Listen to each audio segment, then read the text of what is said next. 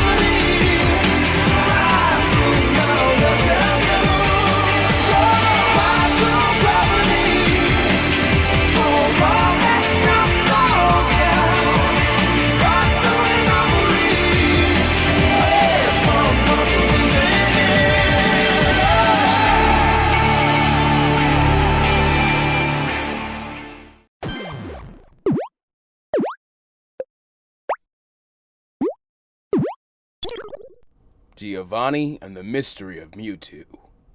A 10-year-old boy sits on a packed ferry and reads a newspaper on the exciting battle of the Kanto region and the world's first champion to retain the title for 9 consecutive years. And considering established 15 years prior, it is noted as an accomplishment that will surely etch the name of Samuel Oak in the annals of history forevermore. Excitedly reading further into the article, a quote from the champion dedicates the win to and thanks to his powerful partner, a Pokémon called Nidoking. This being a creature the boy is unfamiliar with, and because it hails from the same region he will soon call his new home, becomes excited to the point of eagerly shoving the paper into the faces of his parents. His father, a man named Vito, angrily growls at the boy to sit down and be quiet, while the boy's mother, a stunningly beautiful woman named Carleone, silently cuts her eyebrows toward her husband in an odd way before resting a hand on her son's head and telling him that it was interesting but save his energy, encouraging her boy to learn more information, at all unlike her spouse. Suddenly, the mass of people on the ferry begin to grow excited as the port they'll be checked into and granted asylum comes into view, the island province of Cinnabar. After a somewhat stressful screening process due to Vito at multiple points during the interview process being as uncooperative or rude as he could be, and leaving the petty questionnaire to his spouse, despite all odds, Corleone proves herself a capable advocate to give the region of Kanto sufficient reason to believe her family will be valuable and upstanding citizens. The fact that they held a respectable family wealth from their home region didn't hurt. Vito was a prideful and conservative man who hailed from an aristocratic family, once heavily involved in a war between their former home region and Kalos, which resulted in their country now facing extremely hard times. But pride never came before greed in the eyes of Vito, and when he saw the writing on the wall, he took matters into his own hands to ensure his wealth and legacy would live on and prosper. As he and his family are escorted to a local inn instead of being forced to stay in cramped and overcrowded public housing along with the vast majority of those they'd ridden the ferry in with, Vito addresses his son and declares that the new home will come with new responsibilities for him. It was now time for the boy to earn his keep and learn the family business. Gio nods dutifully, but with little understanding of what he is being set in motion to do or become. And what Giovanni would come to learn is that the family business was now and never had been anything noble. They ran a very sizable Pokemon smuggling ring, which had ties to illegal poachers, and even legitimate trainers more interested in a quick payout from parting with their rare Pokemon rather than to go up this still seemingly unfavorable route of actually battling competitively. With their empire, the family had always made in about a week what most modest families would earn over a year of a straight and narrow job. However, it was very disturbing for Giovanni to realize that his father truly did care about profits above all else, squandering any Pokemon Gio ever came in contact with or had the responsibility of caring for if it could make even the smallest of gains for him. Even when his young child would inevitably form emotional attachments to some of the poor creatures he had to care for, such as when he finally meets a member of the Nidoking species in person, only to then watch as his father carefully breaks the beast's prize horn off for a collector and then cruelly releases it back into the wild, now defenseless. Or when he was forced to spend an entire day cutting slowpoke tails with a few of associates of his father's, only to later not be allowed to treat the poor slow-witted creature's wounds. It becomes very obvious that Vito looks down on Gio's natural, gentle, selfless, and merciful nature, and almost gets some kind of backward satisfaction out of putting him through such traumatic tasks, claiming that his son will need such experiences to build character. After a while, the child is forced to harden his heart to his own distress at seeing and sometimes putting innocent creatures in such a state. But his growing ability to sense exactly how Pokemon are feeling makes this a Herculean effort on his part. While Vito only grows less charitable to his son's innocent inclinations over time, his mother comes to be Gio's only safe haven in the storm. Because after a year or two of this, all delusions of grandeur towards Vito fade and leave Gio with little else but contempt for his progenitor. It stood to reason that with the money they made, someone other than his own son could do this traumatizing work. However, all protests are shot down with an appeal to tradition and the family's pride, something Gio logically points out as a piss-poor reason. Unfortunately, such mature arguments and rebellious attitude court nothing but worse treatment from Vito, leading the misguided father to deem his son capable of handling more and more dangerous tasks as punishment for every slight sign of resistance or irritation from Gio. Corleone's input is all that keeps the boy from being outright assigned to do things so risky Vito wouldn't be willing to assign them to his disposable and sketchy quote-unquote friends. On one occasion, the mother putting her foot down completely on the subject and making it clear that Vito would not use his own child as a sacrificial pawn as long as she was breathing, thus finally marking an irreconcilable rift between the two the allure of wealth is unable to mend. But in spite, Vito defiantly demands order in his household and declares that not only will Gio go, but he will as well. And when they return with their huge score, he'll be sure that Corleone gets absolutely nothing from either he or Gio, just so he can make sure that she starves until she learns her place. His mother glaring coldly towards his father and then appraising her boy with a pitying look before turning her back to them both, and solely telling her husband to do as he wished would remain as the young Giovanni's only significant memory of his mother for a very long time.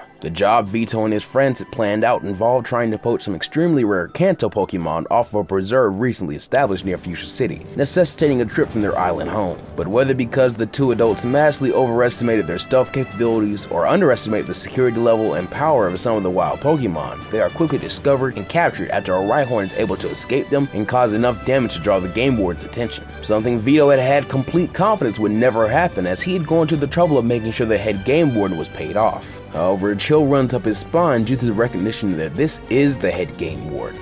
But the man then chuckles that he won't be for much longer, as the would-be accomplice to Vito's plot then threatens the trio to surrender and reveals that he pocketed the first bribe at the suggestion of someone with a better offer and an even more generous one. And all he'd have to do is do his job for one last night, and he'd walk away rich. And then all too suddenly, Vito's jaw goes agape, as such a casual deconstruction of every bit of fake confidence and bravado the man has swaddled himself in as a would-be crime boss is suddenly torn away from him. He stares dumbfounded as he, Gio, and their accomplice are captured and held for the Jennies, because he isn't respected or feared. Money is. But when he is about to be handcuffed, Gio's expression darkens as he grows unable to hold his rage back any longer, as he for one had realized the flaws of his plan the moment his father had laid it out for him, and roars with such anger that the officer restraining him flinches and releases his grip on the preteen for a moment, as he could almost swear the ground shook due to his fury. Gio suddenly lunges on his father and berates an idiot and a fool while lashing out with all his pent-up frustration on his old man, pummeling his small hands against his father, who for the first time in Giovanni's life seems too broken to speak or react. The raging child is restrained again and suddenly hauled off for the crimes of trespassing, attempted poaching, assault and battery, and reckless endangerment. Vito, his accomplice, and his own son are locked away in a prison and a juvenile detention respectively for corrective stints. Gio, as a minor, obviously couldn't serve much more than 6 months in holding, but this time is more than enough to ensure the venomous anger the boy had learned to keep bottled up so well over the years continues to fester as the boy stews in his contempt for his father and the world, even now beginning to resent his precious mother for never quite pushing back against Vito as much as she should have, or even due to not getting him out of the consequences of being the man's son in the first place. On the day of his release, Gio finds himself alone and on the streets of a city, a long journey away from his new home. But the boy, now feeling himself a man, takes another harsh lesson to heart, as he believes that he can only rely on himself now. And with no more free meals, hunger quickly begins to guide his actions. To his shame and irritation, his lack of funds leads him to sneaking behind a local restaurant and scrounging through its dumpster for anything edible. This decision nearly scars him, as he has to quickly leap away because of a feral meow swiping at him from inside the dumpster, then hissing viciously as it defends the remains of a Magikarp fillet. The two hungry beasts then square off, because even though it disgusts him, Gio's stomach demands satiation, causing him to match the creature's hissing with a guttural growl of his own, until a shout and a bark interrupts them and draws their attention to the back door of the restaurant, now swung wide open by an angry cook along with his guard growler / stove lighter. As he sizes up the man, Gio quickly loses heart, nearly turning tail and runs, but a whiff of dishes from the kitchen halts him in his tracks. Glancing between the now wary-looking Meowth, gauging its own best escape route, and the menacing cook as he and his pup threaten them both to scram, he then leans into Meowth's face without fear and proposes a truce to get both of their stomachs filled. Twisting its head in curiosity, the Meowth hesitantly nods, having already come to perfectly understand this kindred spirit. And suddenly, Giovanni spins around, having grabbed 2 bags of trash from the dumpster to roughly hurl them towards the cook, spreading their gross contents all over and blinding the man and his fire type. The Meowth smirks deviously and suddenly bounds on all fours off the boy's shoulders to pounce and rend both of the victim's eyes with the vicious fury swipes, leaving the 2 obstacles writhing in pain and allowing Gio and his new partner in crime-free reign to dash past them into the kitchen and through the restaurant's front entrance with a bounty of stolen grub. After a speedy getaway and being led to the perfect place to lie low by the streetwise feline, Gio and the Scratch Cat finally sit and indulge in a meal fit for kings, something Gio hadn't had the luxury of in a long while, and just now comes to realize how much he had missed it. He's then surprised when a full-belly Meow suddenly plops into his lap and purrs in an attempt to earn affection from the human he had come to trust. As Gio slowly does so, remembering what the creature had done to that cook, it suddenly dawns on him just where his father failed. Pokemon can lead to great riches, but the true path may not always be in treating them as merchandise. If his father ever swallowed his pride and let him keep one of the creatures he bonded with, they could have avoided all of this, no matter if he and that man were done. Gio then cordially invites the cat to join him in his quest to make it back home, and the offer is one that his new partner is too intelligent to turn down, forming a dark yet deep bond. However, thanks to that vicious little Meowth and Gio's cunning intellect, the duo are able to begin grossing funds for travel by battling. Gio even slowly expands his team as time passes to make the journey easier until he finally returns to Cinnabar Island a whole year after having left. Now a 15-year-old, Giovanni steps in front of Carleone, who sheds tears of joy at this reunion. However, Gio is uncaring of his mother's sympathy, being clear that as far as he was concerned, she left him to rot just as his father had, and had truly done nothing to help him, only allowing this house to be a prison for both of them. Then, to his shock, his mother began to laugh, as if she truly heard the best joke ever, nice and hearty, until tears come to her eyes. Completely confused by this, Gio can only stare at her in shock and contempt until the woman apologizes and thanks Arceus, her son, it took after her more than his father when it came to brains. As Corleone's laughter finally dies down, she then reveals that Vito was not the head of their organization. She was, and always had been. Gio's foolish father served 2 purposes: act as a figurehead to make the organization easier to lead from the shadows and keep attention off of its true brains, and finally, to give her an heir. He did, however, help his family out in the end one last time by helping her to give Giovanni this test. She could tell through this ordeal that he had learned ruthlessness, critical thinking, tenacity, and most importantly, he successfully rid himself of those childish ethics of his. And not to mention, he showed himself capable of surpassing even his mother one day, as he could see the true profit in Pokemon, making it clear to Corleone that the organization which will one day become Team Rocket would surely prosper with Giovanni at its helm. And though still incredibly ill with his mother for such deception, the sheer amount of pride and greed that suddenly tempts the boy's heart is far too much to continue fueling his animosity towards the devil on his shoulder, currently offering him the world. With a shaky nod that belies just how excited the boy is to be home with his mother again, and now on the path towards claiming his birthright, Corleone gives him a smirk that would look more at home on an Arbok, as she states that from today forward, he shall refer to her as Madam Boss. Giovanni concludes as we return to present day and find the rocket boss currently occupying a helicopter, while sat across from him are the restrained forms of Ash, Silver, Richie, and Gary. And so you see, boys, I had hoped to do for you as my dear mother had done for me, allowing you to wander and grow strong while I observed from afar, applying only the lightest touch where necessary. The boss rocket concludes with all of the things one would expect if the four of them were enjoying a fireside chat. However, it seems I was mistaken, as when it came down to it, you lacked the will to cast aside that which does not strengthen you and find true power within yourselves. No matter. As your sponsor, it is my responsibility to correct such deficiencies, and so I shall be keeping you on a much tighter leash moving forward. Giovanni then pauses, expecting a spirited rebuttal, especially from Ash, as the most feisty of his disciples. However, the boy remains glossy-eyed, staring vacantly into space as he had been since Viper loaded him into the transport. The only motion he sees is the flicker of Meowth's eyes, checking on the boy for the umpteenth time while hoping Giovanni does not notice. Pathetic.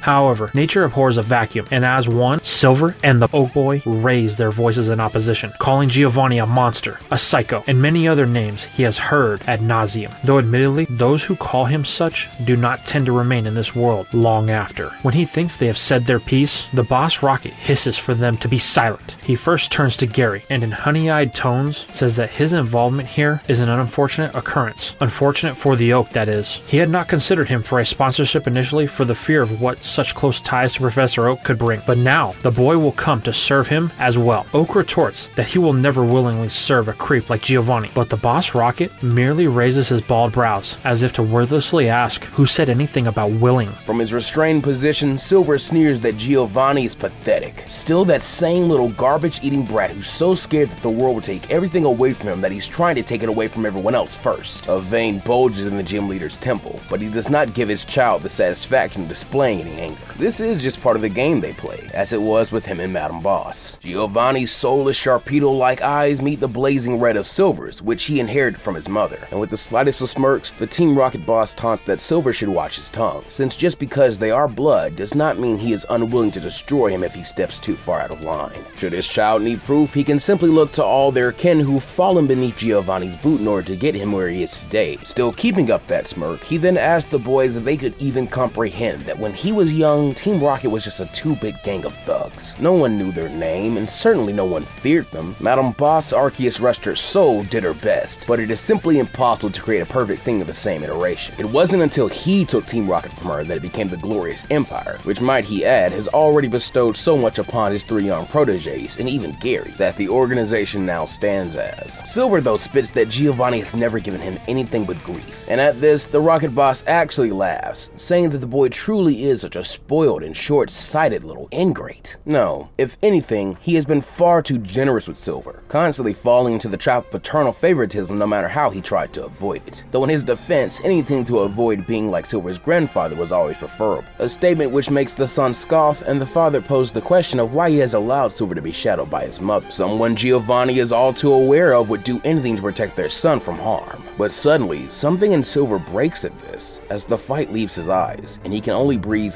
"You mean?" Giovanni then bursts into laughter that yes, obviously Ariana is his mother, while besides him he can sense Matori bristle. How cute. He then adds that he knows exactly what Silver is thinking. While it is true that Ariana is protective of Silver, it is because she is loyal to Team Rocket and to Giovanni, and only wishes to see their son rise to his full potential, meaning she will not interfere with what is about to happen, not unless Silver becomes a model son, that is. Richie softly asks what exactly is about to happen, his eyes red and puffy from crying at this seeming betrayal from his idol, Mr. Giovanni. But the boss merely smirks that will all be revealed in good time, since correcting the boys' impatience will be the first step in molding the four of them into what they always should have been. Meanwhile, all across Kanto, a series of envelopes arrive in the mailboxes of several prominent trainers. Open it up, they find a small tablet from which emanates a holographic recording of a vaguely feline being dressed head to toe in thick armor. The figure introduces introduces himself as Mewtwo, the world's strongest Pokemon, and invites each recipient to a tournament held at his castle on New Island. The message then ends with the claim that it would be in everyone's best interest to attend, an unmistakably malicious undertone in those words. However, 2 envelopes remain unopened, one at the Pewter Gym and the other one at the Cerulean Gym, as their recipients are in fact in Viridian City, outside its gym. After Ash's sudden departure, followed by Richie and Silver at the Stone Town Festival, Brock and Misty knew that something was wrong, and so attempted to give chase. However, with no Pokemon who could carry them on its back in the air, they are forced to follow after Ash and the other proteges of Giovanni by way of Onyx, making them move comparatively about as fast as Slugmas. By the time they made it to Viridian City and the gym, it was already closed, with the guard on duty refusing to give them any details as to why,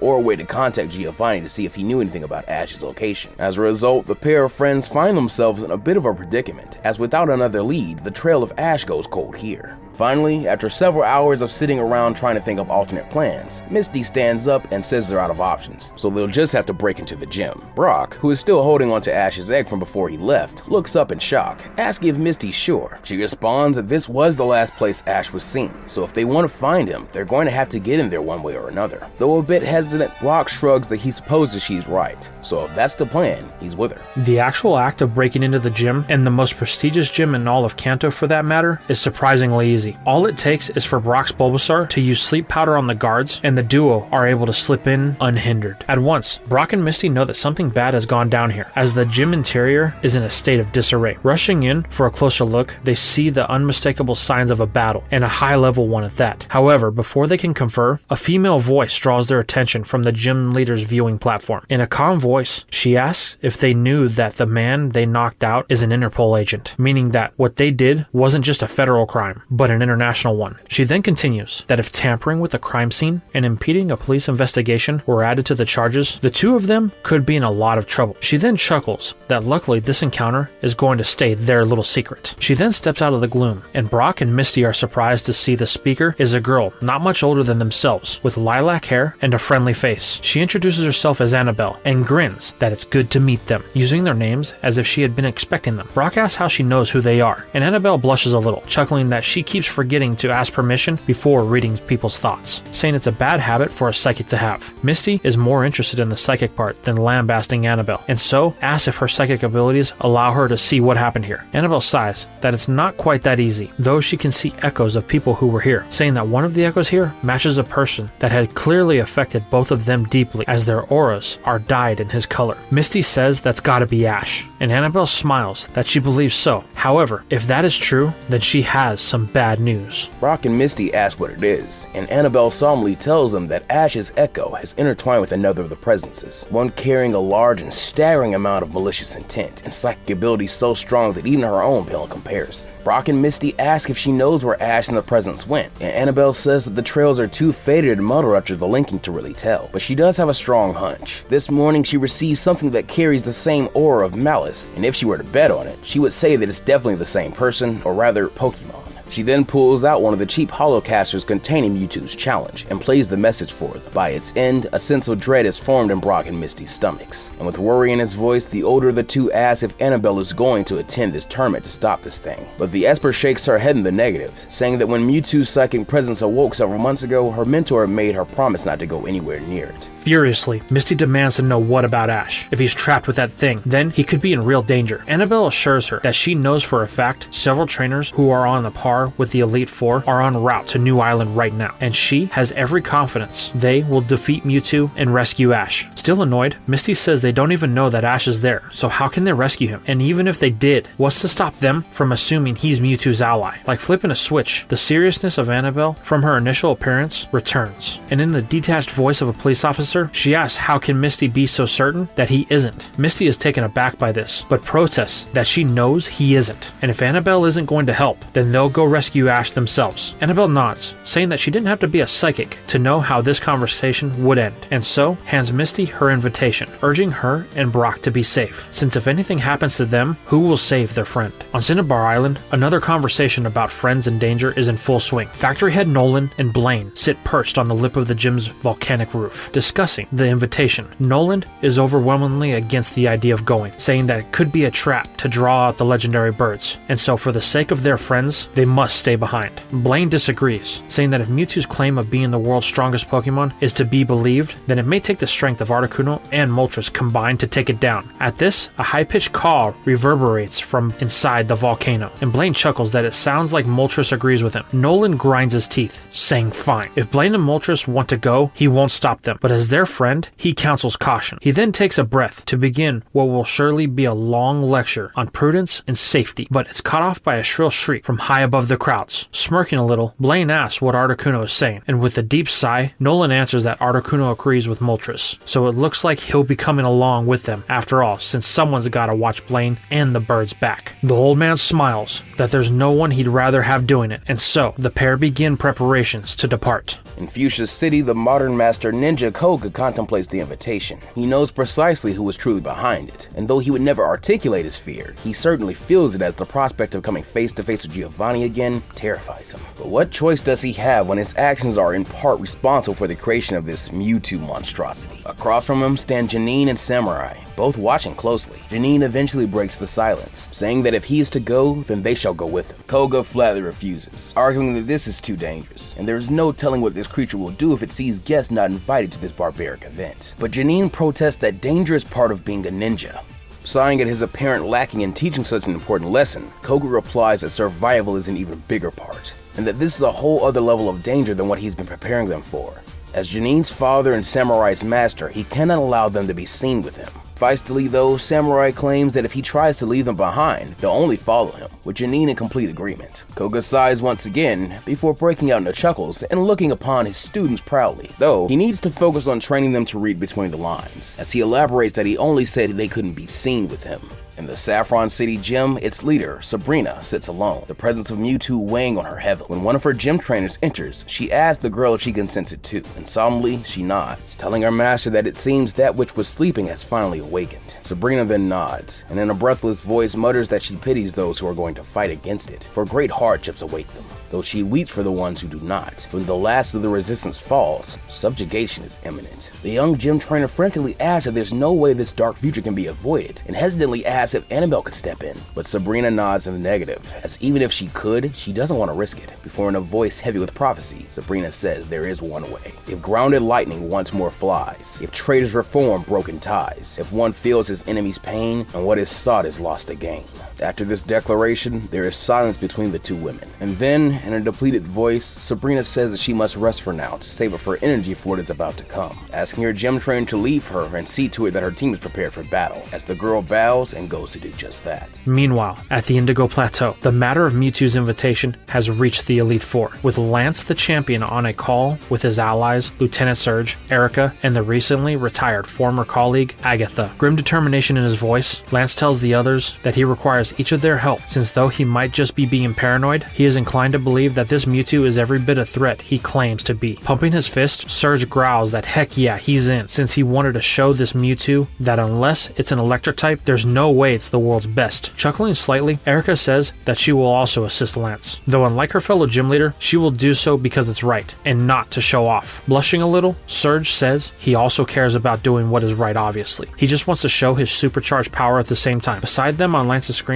but a half a region apart in actuality, Agatha chides the gym leader, telling them both to be quiet since they may be mere children in her eyes. It is time to stop acting like ones. Surge and Erica fall silent at this, and with her usual twisted grin, Agatha smiles, this is better, before adding that of course she will also come to help. All Lance has to do is send her the coordinates to New Island. Lance nods, and after distributing coordinates, ends the call, preparing to marshal his allies in the Elite Four. However, several rooms down, a black-clad man is already aware of the situation at hand as he stares at a hologram of Mewtwo. A smirk crosses the man's face as the message ends, and in a quiet voice he chuckles. So, the old man finally did it. And so it is that the heroes of Kanto converge on New Island for a battle which will undoubtedly leave a mark on their destinies and the region as a whole. Brock and Misty travel on the back of Misty's Gyarados, and as they arrive on the makeshift dock in the shadow of Mewtwo's palace, the feeling of dread that the pair have been feeling since seeing the message only intensifies. However, they are at least slightly modified when they see a number of trainers, both familiar and unfamiliar to them, assemble outside of the grand front doors. Among the faces they know are Surge, Erica, Koga, Janine, Samurai, and Blaine, who they have met personally, as well as Bruno, Lorelei, and Lance of the Elite Four, who they know from TV and magazines. The three faces they don't know are a blonde girl in a karate gi, a scuffy man with a floppy red hat, and an old man and woman. Thankfully, this is rectified when the two men and the karate girl introduce themselves as Nolan, a friend of Blaine's, Greta, a former disciple of Bruno, and Spencer, a concerned naturopath. The elderly woman scoffs at this, but with the smile of an old friend, Spencer tells her that this is the capacity in which he is appearing here. Anything he happens to be at this time is hardly relevant. The woman sighs that she supposed so, and then gives no explanation to herself, seemingly believing that she needs no introduction. Misty and Brock make their way over to the rest of the group, where Cerulean's leader catches up with Surge, while Brock approaches Spencer, suddenly asking if he is the brother of Lacey from Boss Green Village. The sage grins that as a matter of fact he is, asking how Brock knows his sister. The pewter leader then explains that Lacey gave him some of Spencer's medicine recipes a while back, and he's been trying to perfect them with the help of his Bulbasaur. At this, Spencer gives a grandfatherly chuckle and smiles that he's always happy to see young people go into the field of natural healing, promising that if they make it out of this encounter alive, he'll even share some of his secret ingredients with Brock.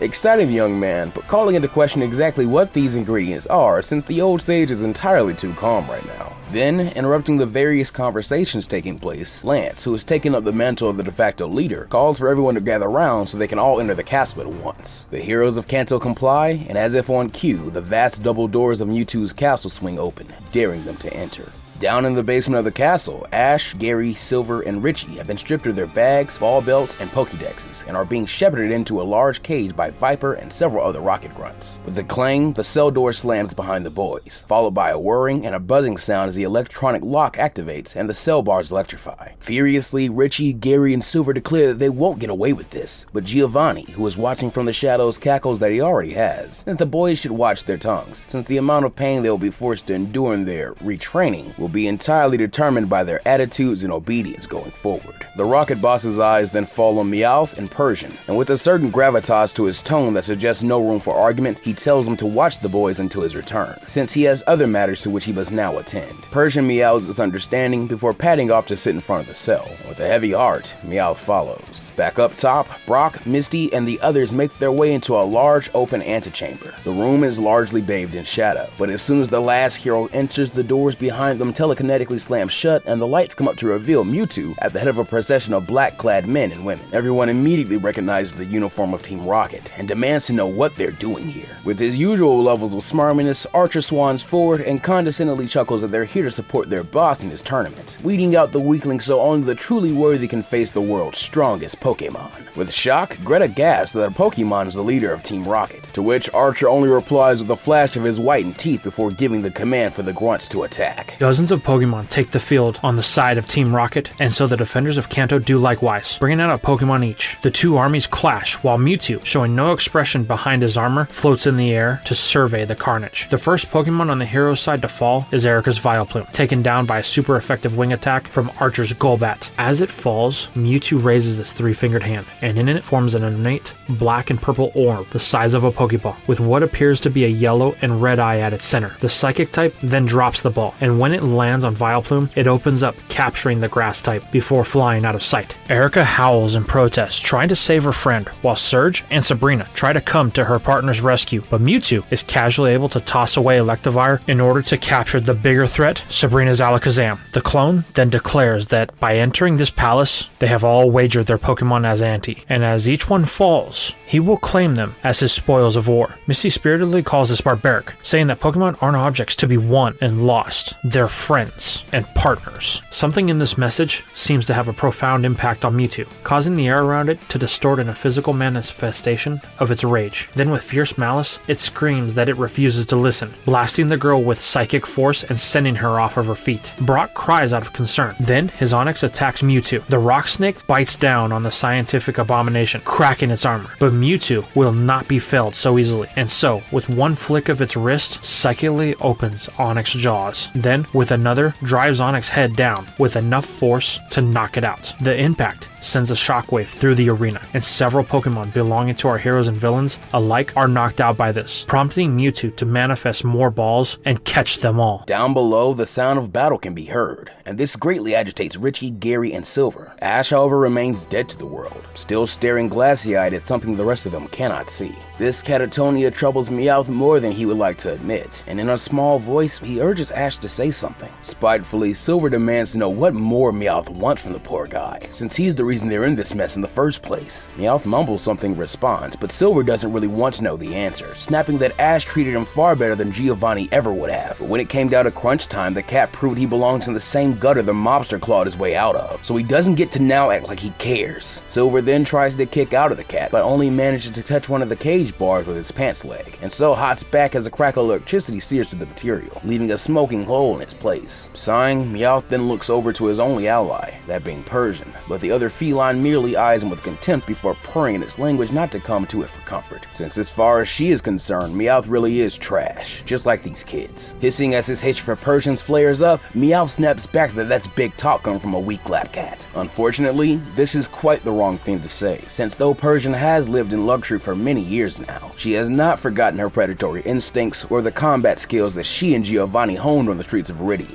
and she most certainly hadn't lost even an ounce of her incredible strength, resulting in Meowth's attempt to stand up for himself ending in disaster, as his disrespect earns a brutal slash attack that sends him flying back into the cage bars. Thousands of volts then course through the cat as he howls, and Ash's head twitches slightly towards his former companion, while his blank expression shifts to show a shadow of worry. Meowth finally slumps to the floor. While on the other side of the bars, Richie asks if he's alright. Meowth can hardly believe it. After all he's done, these kids still care about him when even his teammate doesn't. He then thinks back on his time with Ash, how the boy always put his well-being first, how he helped him grow in strength and make friends with the rest of his Pokemon. Ash never looked down on him or treated him like a tool to be used. Ash was his friend, and Meowth betrayed him. Getting to his feet, Meowth knows what he must do, and so extending his claws, leaps at Persian. Once more, the evolved form proves to be superior, darting out of the way before swinging its tail into Meowth's ribs and sending him crashing into the back wall next to the cell door controls. However, Meowth is not ready to give up yet, and so drawing on the resilience Ash had always tried to install in him, he gets to his feet and taunts the other cat to actually put some power into its strike next time. That is, if you still can, considering how old and overfed it is now. Persian's pupils shrink to slits, and with an incensed hiss, it leaps on Meowth, tearing into it with other savagery. Back in the battle, enough of Team Rocket have been defeated by the heroes that Mewtwo finally deems them worthy of his presence, landing and facing his foes. As soon as his feet touch the ground, the mysterious old woman cries, "Now!" And from Mewtwo's shadow, a Gengar bursts using hypnosis. As Mewtwo's head lulls, the old woman calls for a Dream Eater, and her partner cackles, opening its mouth wide and sucking in a cloud of spectral energy coming off of Mewtwo. At this moment, Brock and Misty realize that this woman is Agatha, a retired Elite Four member, and so take heart that her plan seems to be working. Seems being the operative word, as moments later, Gengar's face twists into a contortion of agony. Agatha cries for it to break off its attack, but it appears that Gengar is paralyzed, unable to halt the flood of dreams pouring into its mouth. Mewtwo's head begins to jerk upwards, and with an aura of cold fury, it rounds on Gengar. Even with the supply of dreams cut off, Gengar remains paralyzed, and so, in a low voice, Mewtwo snarls, "How do my memories taste?" before blowing the ghost away. As one of Mewtwo's snag balls captures Agatha's Gengar, the rest of the Elite Four step up with Lance, Bruno, and Lorelei performing a coordinated attack. Bruno's Machamp takes the lead, trying to grapple Mewtwo and pull it into a full Nelson, while Lorelei's Lapras fires off an ice beam to seal them both into a casing of solid ice. And Lance, meanwhile, has his Dragonite rain down Dragon Rages as suppressive fire in order to draw Mewtwo's attention off of the others. It is a feat of skill and coordination that truly shows why this trio are heralded as elite, but even the elite are no match for the world's strongest Pokemon.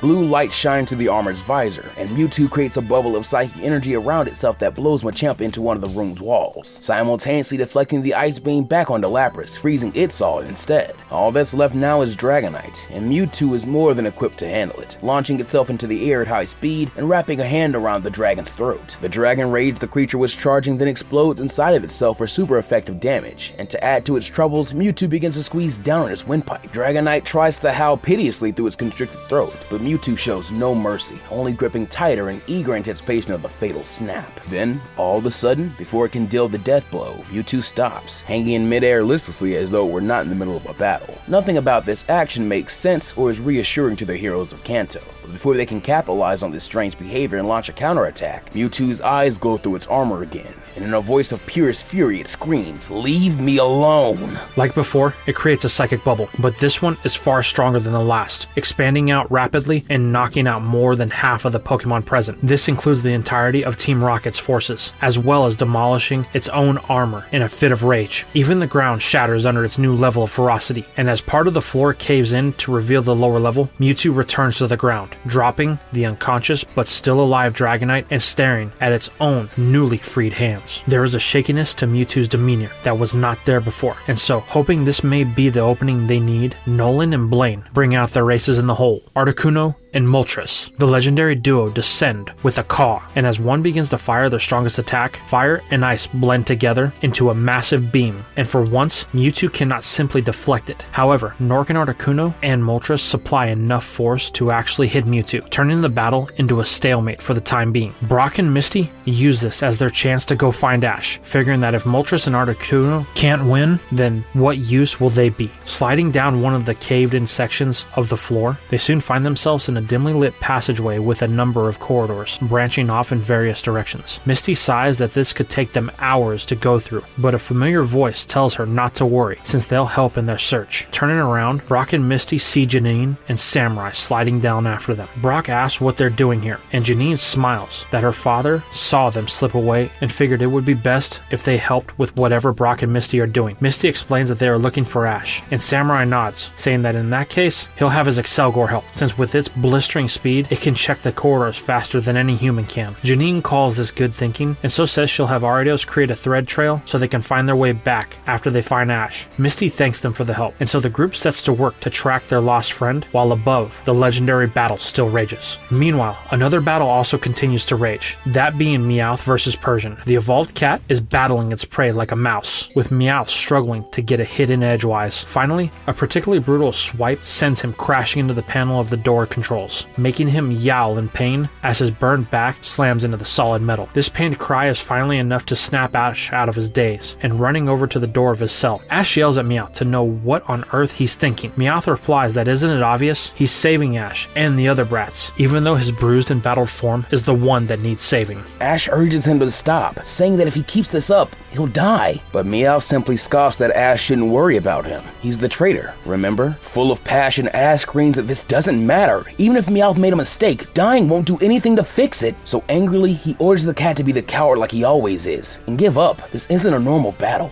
Meowth haggardly chuckles that this is exactly why Ash is more of a boss than Giovanni could ever hope to be. He actually cares about his followers. He then smirks to himself and staggers back up, stating that that simple reason is why people follow him, and is why Giovanni put him through all this. However, the Scratch Cat then tells Ash that now he has to be quiet, and let him do this for him. Let him give his life for someone worth calling boss, and right at least one of the many wrongs he's done in his life. He then taunts Persian again, and opens his body up wide, exposing all his vital points, and hoping that a high predatory creature like his opponent will be too focused on such temptation to pay attention to their surroundings. Bracing himself, he then allows Persian to swipe and hit him once more into the door control panel, and this time, Meowth finally doesn't get back up, causing Persian to savor Meowth's pain and Ash's anguished cries as she draws in close with a sadistic purr to finish Meowth off, while Ash and subsequently the others fiercely begin to bash their shoulders against the electrified cell door to free themselves. However, Meowth squeaks out for the boys to take a hint and get down, as Persian raises its paw for the last time. Only then do they realize, even though he doesn't seem scared, Meowth has curled into a fetal position and covered his ears, causing his evolved executioner to pause as the panel it destroyed begins to hiss and spark violently. Eyes widening in realization, Richie catches on faster than the feline and tackles his friends to take cover just as a burst of fire and electricity causes the cell door to be blown off its hinges, forcing it to sail harmlessly over Meowth's head before crashing painfully face first into Persian at high speeds and pancaking her against the wall, therefore leaving her in an unconscious heap as opposed to Meowth's barely conscious one. Grinning at his gamble paying off, the cat shakily makes an obscene gesture with his three-toed paw towards his defeated rival, and in victory coughs out that stupid lazy lap cats are no match for the partner of a Pokémon master.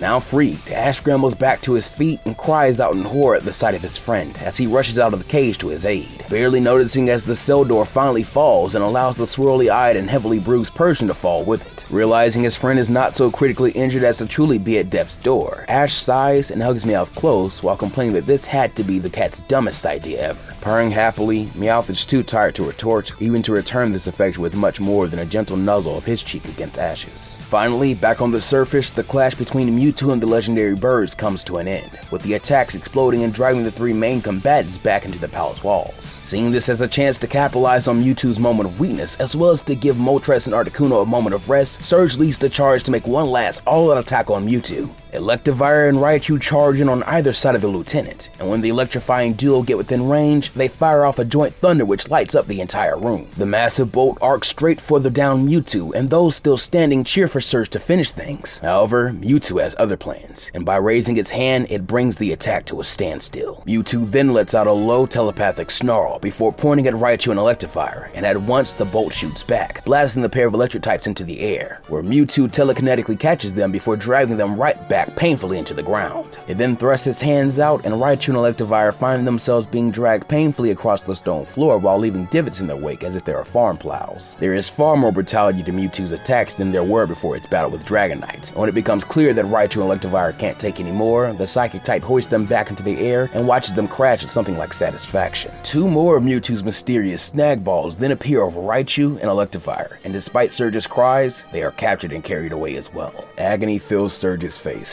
and in his anguish, he falls to his knees as a pain sharp as lightning rips through his entire body. Screaming at Mewtwo with rage and grief, Surge seems to manifest this pain, as all around him, lightning begins to arc out, forcing everyone to give the lieutenant a wide berth. The lightning then begins to take shape, first into something like a star, then it gains depth to reveal a point coming out in front. Finally, the flashing electricity dies down to give those watching definition. All at once, they all bear witness to the arrival of the third legendary bird, Zapdos. Surge seems just as shocked as everyone else at Zapdos' arrival, but before he can do anything, a horrific headache consumes him and the world goes dark. The lieutenant finds himself in an industrial building, somewhere he knows, but can't quite place his finger on. He's looking up to some kind of machine that buzzes horribly as he struggles to do something, almost like he has been tasked with taming an unstoppable force, never meant to be caged. He doesn't want to be here, never wanted to be with Giovanni when he found out what the man's goal truly was. His vision slowly flooded with bright light as a familiar shape is blurrily seen at the heart of this brightness. His surroundings suddenly change, no longer a cold building that feels inhospitable to him, but now a wide, open, and tarnished battlefield, littered with fallen humans and Pokémon warriors alike. He then begins to remember this day. In effort to atone for his time in Team Rocket, Surge joined Kanto's military for the last international conflict the region ever engaged in. He'd been wounded critically while covering his platoon's retreat, and his comrades and surviving Pokémon weep for him, but are forced to leave what will soon be his remains behind in favor of bringing at least his tags back to Kanto. The lieutenant doesn't blame them one bit, and as the world begins to grow cold and quiet, he focuses the rest of his energy on hoping that Arceus will see his men home safely. His last breath leaves him,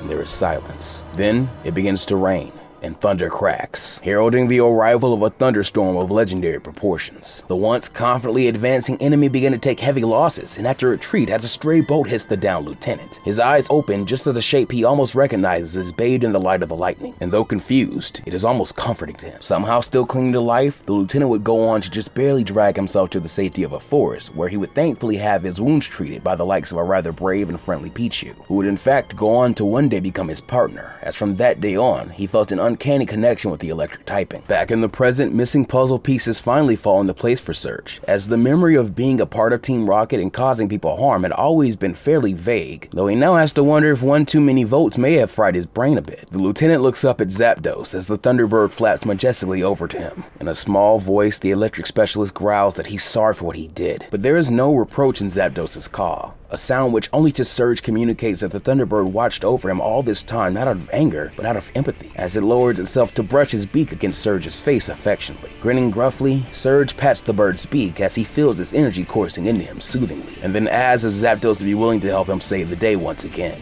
Zapdos screeches excitedly, and so Surge rises to his feet, telling it to join Articuno and Moltres and yelling to Blaine and Nolan to sync up with him and form up on the Thunderbird for a combined attack. The electric type complies, and the trio of birds as naturally as migrating Pidgey create a perfect triad in the air, before firing off a combined Hyper Beam. Like always, Mewtwo attempts to casually withstand this, but where before two birds could only rival it, the Trinity combined are enough to overpower the Psychic type completely, driving it into the ground hard enough to crater it and obscure its position in a cloud of thick dust. Down below, Ash breathes that Mewtwo is in trouble, earning him confused looks from Gary, Richie, and Silver. Angrily, the boy tells the Scratch Cat never to do anything like that again. If he wants Ash to be his boss, then fine, he'll be his boss, and his first order is for Meowth to live and help him fix all of the wrongs Giovanni and Team Rocket have caused. Weakly, Meowth gives a salute as Gary calls for Ash to join him in the next room. Carrying Meowth, Ash follows and finds himself in a storage room. Pokeballs line every wall, and on the table in the center of the room lie the boys' bags, ball belts, and Pokedexes. Richie points out that a few of the balls on the shelves are his, since they have the stickers he put on them. Silver nods, reasoning that this must be where Giovanni stores their spare Pokemon when they are not using them. Passionately, Richie cries that he can't leave them in Giovanni's hands as he begins to fill his pockets with balls. But as soon as the 7th ball enters its possession, it then vanishes, reappearing on the shelf. Gary sighs that it must be their Pokedexes, since League rules say that only certain classes of trainer can have more than 6 Pokemon on them at a time. This exception usually only applying for trainers whose occupation is that along the lines of construction or medical work, causing Ash to hurriedly ask what they are supposed to do then,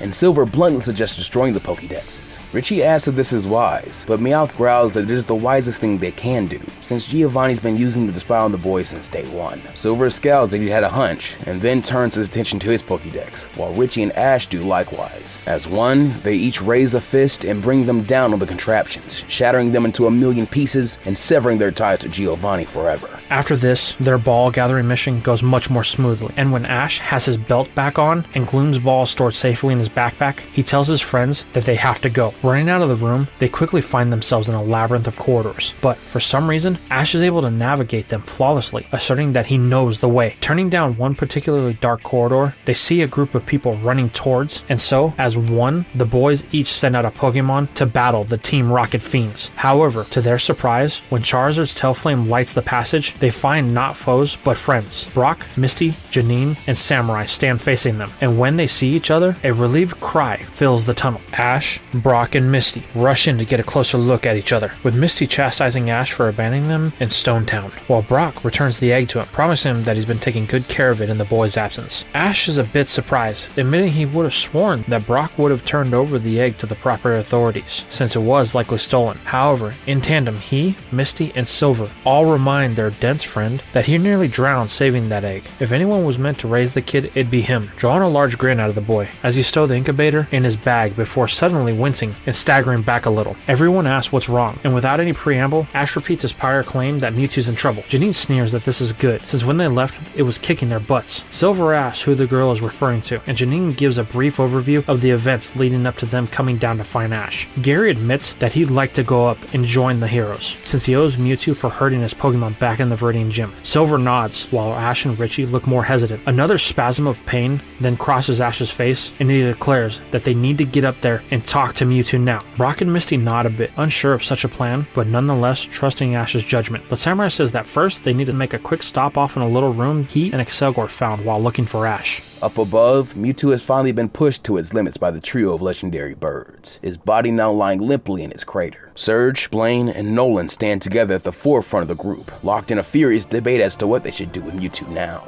Blaine thinks that they should take it and study it, while Surge believes it is too great a threat and they should destroy it while it is weak. Nolan's view sits somewhere in the middle, and so he is forced into the role of moderator, while around, the remaining heroes voice their opinions on the matter as well. However, before a verdict can be reached, a rumbling fills the room, and from the embankment that Brock and Misty slid down comes Ash, his friends striding along beside him, while behind them come all the defenders of Kanto's captured Pokemon. Everyone cheers and joy at this reunion, and so run up to check on their friends. However, Lance alone remains where he is, as on the ground, Mewtwo is beginning to stir. And not wanting to risk missing the opportunity, the Dragon Master commands the legendary birds to finish the Psychic type off now. The three Titans of the Sky glance to one another, as they hold no favor or allegiance with this man, but all seem to conclude that Mewtwo is far too powerful and rageful to be left unchecked. and simultaneously, they begin charging their energy as they agree that this must be done. Though he is currently awash in a sea of celebration and merriment, Ash's eyes have been solely on Mewtwo since he made it into the fresh air. So seeing this, Ash screams out in protest, but it is already too late, as the avian trio have begun to glow with lethal power. Frantically, Ash pushes past the crowd, hailing them as heroes as he runs towards Mewtwo while his friends try to stop him before pleading with Lance and the others to stop this, as Ash is in the way now, and Mewtwo is already down. But the champion remains unmoved, even at the sight of his precious partner alive and well. So when the birds have charged up enough, he tells them to fire. Blaine and Surge, in recognition of the boy, are quicker to call for their legendary friends to divert the blast than Nolan is. But alas,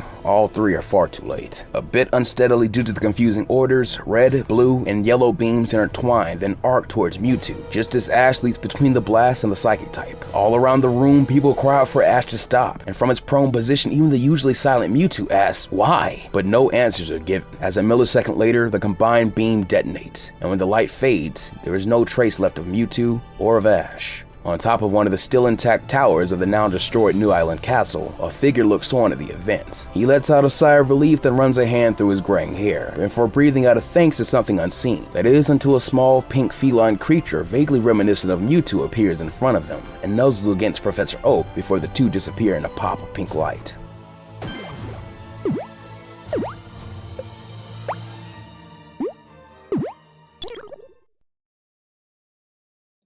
And that is where we'll be leaving the story off for right now. Before we get out of here though, we have a few questions for you. How do you feel about the tone this story is headed for? How do you feel about Giovanni as a character, knowing a bit more of his history? And what do you think he'll do now that his biggest scheme to date was a failure? And what do you make of Ash's fate? Now we're sure you can guess he's alright, or likely won't be convinced that anything else has happened to him. But what comes next for Ash? Let us know all this and more in the comment section below. Hey, Future Plus with a quick interjection. I'm about to say our only shoutouts are channel members and patrons, but I do want to give a shout out to Short Anime King, who did the anime opening for Season 2. Our only shoutouts are for the patrons and channel members. So, Eric Dragon, John Sullivan, Genesium, Knuckles OX, Robert Ostergaard, Trent Rouse, Vest the Game, Samuel Viveros, Sage Serendipity, PJ9D III, Nomalos Phantom, Jimmy Alexandre, Jamal Hayden, Jacoby Shaner, Infernate Beast 326, Inebriated, Drax, Dominic Wade, Dominique, Squad 100, Shannon Roberts, Omar Cousin, Jay Ray, Don Sots, Normandy 1998, Dreadpool, Narku, Aaron Winters, Knuckles OX again, Zach Haji, DJ the Lazy Gamer, and Crimson Manifesto. Thank you all for your direct support of the channel and content. Nothing left to say but to take care of yourselves and the world around you. And always, go beyond plus ultra. We'll see you next time.